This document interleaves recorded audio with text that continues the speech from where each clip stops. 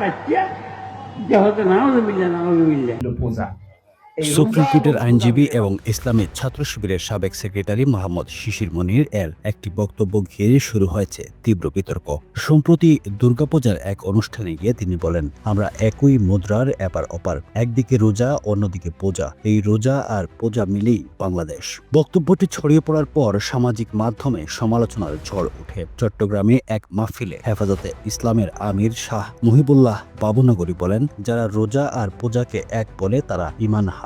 এদিকে নিজের অবস্থান ব্যাখ্যা করে শিশির মনির বলেন, তার বক্তব্যের উদ্দেশ্য ছিল ধর্মীয় সম্প্রীতি তুলে ধরা, কোনোভাবেই ইসলামকে হেয় করা নয়। সুনামগঞ্জ 2 আসনের সম্ভাব্য প্রার্থী শিশির মনিরকে ঘিরে এই বিতর্ক এখন নির্বাচনী মাঠেও উত্তাপ ছড়াচ্ছে। বাংলাদেশের ধর্ম সংযোগে শিশির মনিরের এই বক্তব্য এখন আলোচনার কেন্দ্রবিন্দু।